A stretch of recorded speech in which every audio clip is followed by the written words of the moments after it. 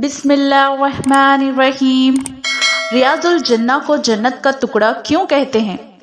رسول اللہ کا ارشاد پاک ہے، میرے ممبر اور میرے گھر کے درمیان والی جگہ ریاض الجنہ جنت کے باغوں میں سے ایک باغ ہے۔ ام المومنین حضرت عائشہ صدیقہ رضی اللہ تعالیٰ عنہ کے حجر مبارک اور ممبر نبوی صلی اللہ علیہ وسلم کے درمیانی حصے کو روضہ پیارے ذوالجنہ کا باغیچہ کہا جاتا ہے۔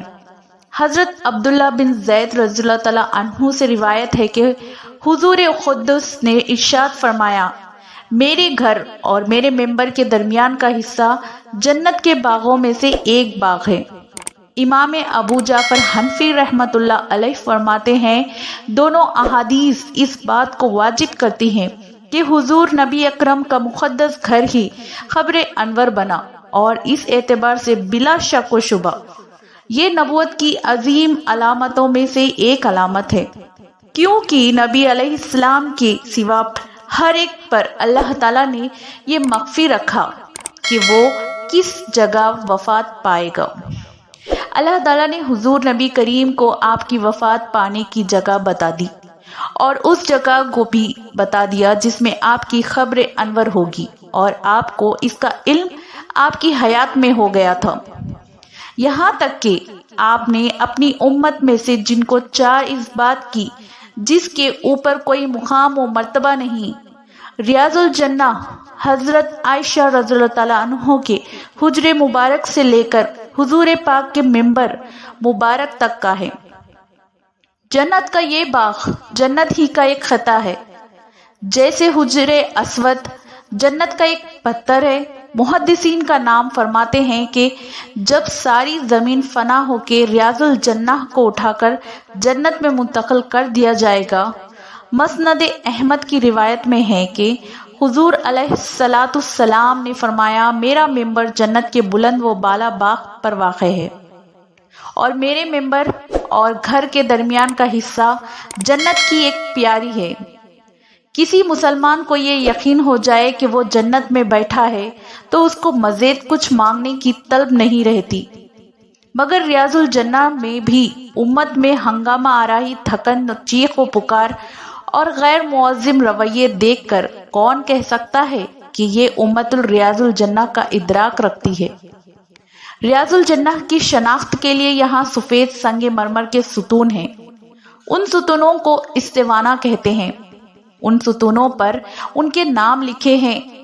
ریاض الجنہ کے پورے حصے میں جہاں سفید اور ہری ایک قالین بچھائی گئی ہے، ممبر رسول اللہ ممبر بننے سے پہلے رحمت للعالمین صلی اللہ علیہ وسلم ایک کھجور کے تنے سے ٹیک لگا کر کھڑے ہو کر خطبہ دیا کرتے تھے۔ صحیح بخاری میں حاضر جابر بن عبداللہ رضی اللہ تعالیٰ عنہ سے روایت ہے کہ آقا کریم صلی اللہ علیہ وسلم جمعہ کے دن خطبے کے وقت ایک درخت یا کھجور کے تنے کے پاس کھڑے ہوتے تھے۔ ایک انصاری نے پیشکش کی، یا رسول اللہ، کیا آپ کے لیے ایک ممبر بنا دے؟ آپ نے فرمایا، جیسے آپ کی مرضی۔ جمعے کا دن آیا تو آپ ممبر پر تشریف فرما رہے تھے تو وہ تنا بچے کی طرح چیخ چیخ کر آپ رحمت العالم کے فراق میں رونے لگا۔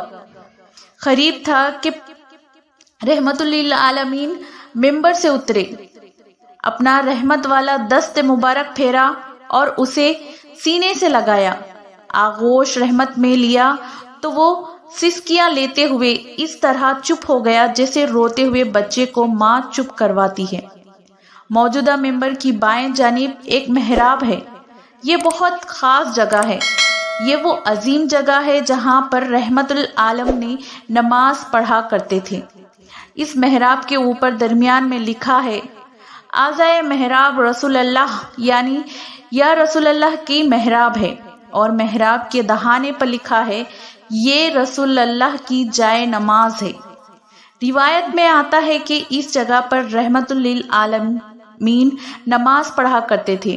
آپ کی دنیا سے پردہ فرما جانے کے بعد سیدنا ابو بکر صدیق رضی اللہ تعالیٰ عنہ نے امامت فرمائی، لیکن آپ علیہ السلام کی جگہ سے تھوڑا پیچھے ہو کر نماز پڑھا کرتے تھے۔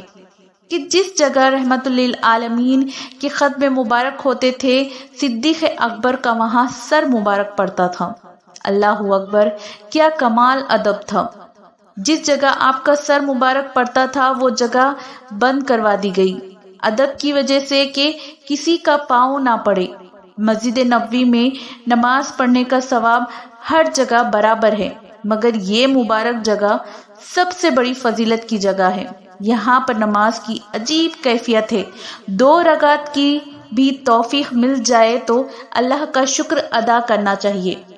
ریاض الجنہ کے اہم ستون حرم کعبہ، بی بی ہاجرہ علیہ السلام، اور مسجد نبوی میں بھی عائشہ صدیقہ رضی اللہ تعالی عنہ کی تو ایسی سنت زندہ جنہیں تا قیامت امت محمدیہ کے لیے عبادت